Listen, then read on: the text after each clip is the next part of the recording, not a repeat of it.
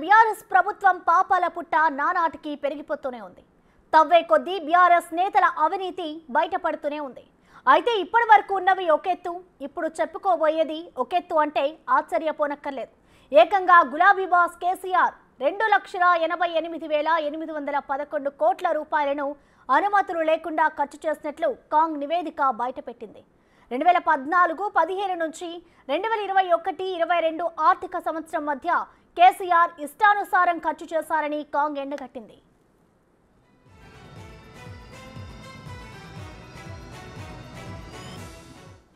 కాళేశ్వరం ప్రాజెక్టులో భారీ అవినీతి, గొర్రెల కుంభకోణం, ధరణిలో అవకతవకలు బయటపడుతున్న తరుణంలో లక్షల కోట్లలో అనుమతులు లేకుండా కేసీఆర్ ఖర్చు చేయడం అందరినీ షాక్ గురిచేస్తోంది. 2014 నుంచి 2022 వరకు దాదాపు 3 లక్షల కోట్లను ఖర్చు చేస్తే 2022-23తో పాటు గత ఎన్నికల వరకు ఇంకా ఎన్ని నిధుల్ని అనుమతులు లేకుండా కేసీఆర్ ఖర్చు చేశారో అనే చర్చ జరుగుతోంది.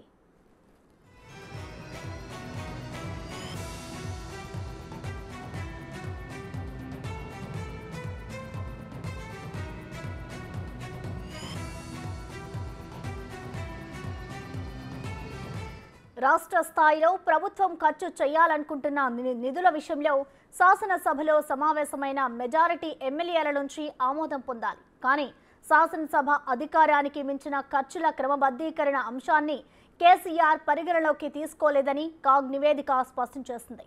అదనపు వ్యయ బడ్జెట్, ఆర్థిక నియంత్రణ వ్యవస్థను బీఆర్ఎస్ నాశనం చేస్తుందని కాగ్ మండిపడింది. ప్రజా వనరుల నిర్వహణలో కేసీఆర్ ఆర్థిక క్రమశిక్షణను విస్మరించారని కాగ్ విస్మరించింది.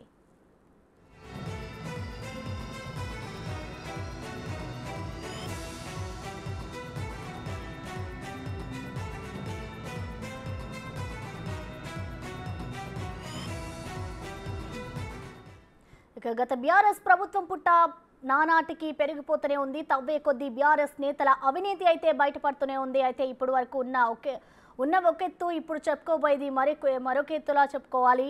ఏకంగా గులాబీ బాస్ కేసీఆర్ 2,88,811 కోట్ల రూపాయలను అనుమతులు లేకుండా ఖర్చు చేసినట్లకు కూడా కాగ్ నివేదిక అయితే బయటపెట్టింది. దీనికి సంబంధించి మనతో స్పందించడానికి ప్రముఖ ఆర్థికవేత్త జీవీరావు గారు ఫోన్లో అందుబాటులో ఉన్నారు. నమస్తే అండి జీవీరావు గారు.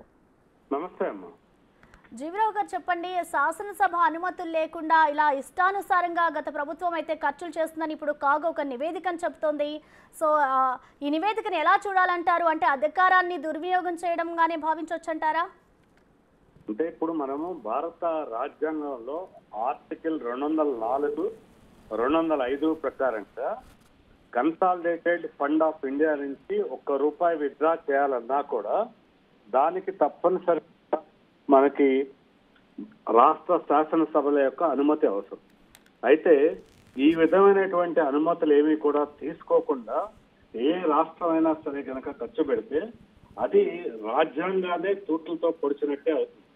అయితే ఇక్కడ మనం ఈ కాగ్ నివేదికను కనుక సమగ్రంగా పరిశీలిస్తే కేసీఆర్ గవర్నమెంట్ వచ్చినటువంటి మొదటి సంవత్సరంలో ఎక్సెస్ డ్రాయల్స్ లేవు. కానీ 2015-16లో 5,000 కోట్లు, 16-17లో 18.5 కోట్లు, 21-22లో 60,000 కోట్లు, ఓవరాల్ గా మొత్తం మీద 2,88,511 కోట్ల రూపాయలు అనేటువంటిది వీళ్ళు డ్రా చేశారు.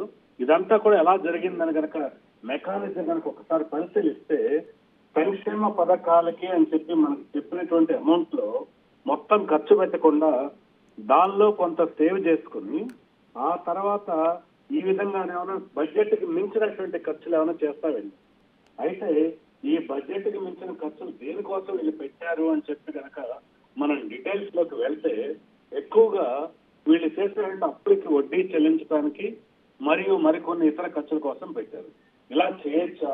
అసలు నిబంధనలు దీనికి అనుమతిస్తాయా అంటే ఈ యొక్క తెలంగాణ స్టేట్ ఆడిట్ డిపార్ట్మెంట్ పోర్టల్లో ఆర్టికల్ 3B ఫైనాన్షియల్ కోడ్ ప్రకారంగా ఈ యొక్క వేస్ అండ్ మీన్స్ అడ్వాన్సెస్ ను పే చేయాలంటే వీళ్ళకి 2021-22లో కేవలం 100 కోట్లకు మాత్రమే అనుమతి ఉంది.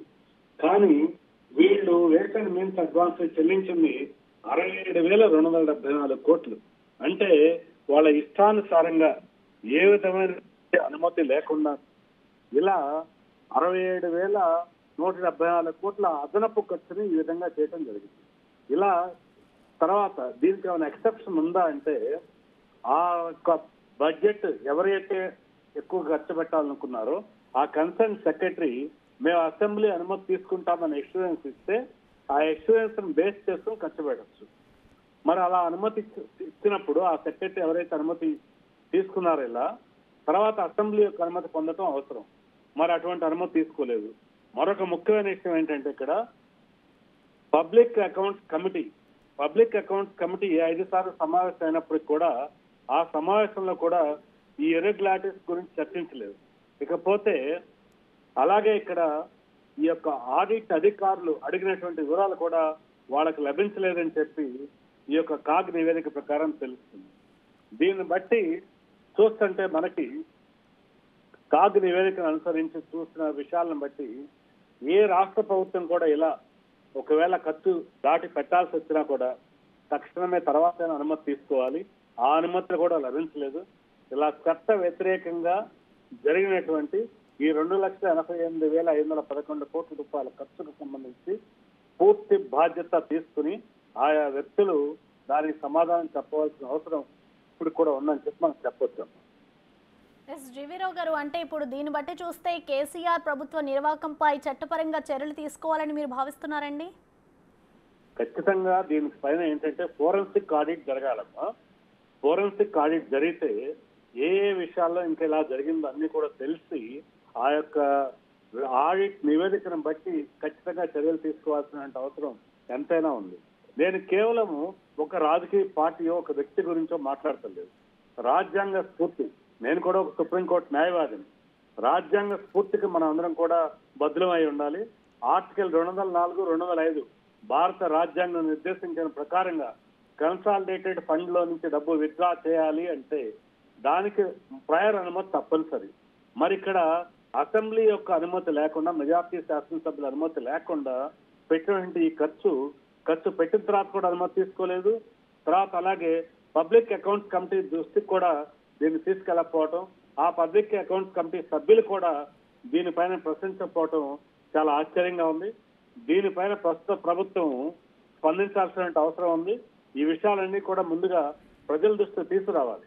నేనేమనుకుంటానంటే ఏ ప్రభుత్వం అధికారంలోకి వచ్చిన వెంటనే గత ప్రభుత్వం చేసినటువంటి ఆ విషయాలన్నీ కూడా ఒక ఖరైనటువంటి శ్వేతపత్రం ద్వారా ప్రజలకు తెలియపరిస్తే అది చాలా మంచి పరిణామం. నిజానికి ప్రస్తుత ప్రభుత్వం ఆఫరింగ్ కూడా కొన్ని చేశారు. దాంతో పాటుగా ఈ విషయాలపై కూడా ప్రజల దృష్టికి తీసుకొస్తే చాలా బాగుంటుందని చెప్పి నేను అభిప్రాయపడతాను. ఈ తప్పులకు బాధ్యులైన అధికారులు కూడా అందరిపైన కూడా చర్యలు తీసుకోవాల్సిన అవసరం ఎంతైనా ఉందమ్మా. ఓకే జీవీరావు గారు, అలాగే ఇప్పుడున్న ప్రభుత్వానికి మీరు ఎలాంటి సూచనలు చేస్తారండి? నేను ఇప్పుడున్న ప్రభుత్వం ఏంటంటే ప్రధానంగా గత ప్రభుత్వం చేసిన తప్పులను చేయకుండా రాజ్యాంగ స్ఫూర్తికి అనుగుణంగా ఏదైనా సరే ఖర్చుకు సంబంధించి 2 భాగాలుగా విభజించి గత ప్రభుత్వ పాపాల వల్ల తప్పిదాల వల్ల వచ్చిన బడ్డన ఏంటి, ప్రస్తుత ప్రభుత్వం పెడుతున్నటువంటి కొత్త ఖర్చు ఏంటి, రెండింటిని కూడా వివరంగా ప్రజలకు తెలియపరుస్తూ ఏ విషయమైనా సరే పారదర్శకతతో రాజ్యాంగ నిబంధనలకు అనుగుణంగానే శాసనసభ యొక్క ఆమోదాన్ని పొందే కన్సాలిడేటెడ్ ఫండ్ లోంచి విత్డ్రా చేసుకుంటే వెళ్తే ప్రస్తుత ప్రభుత్వానికి అది చాలా బాగుంటుంది. అలాగే అనుమతులు తీసుకుని ఖర్చు పెడుతూ ఉంటే గత ప్రభుత్వం చేసిన తప్పు వల్ల ఇంత ఖర్చు అయిందనే విషయాలు కూడా ప్రజల దృష్టిలో పెడితే దాన్ని బట్టి సరైన నిర్ణయం ప్రజలే తీసుకుంటారు. కాబట్టి ప్రతి విషయం కూడా పారదర్శకతతో ఉండటం చాలా అవసరం అని చెప్పి నేను ప్రస్తుత ప్రభుత్వానికి సూచిస్తాను. ఓకే అండి, థ్యాంక్ యూ జీవీరావు గారు.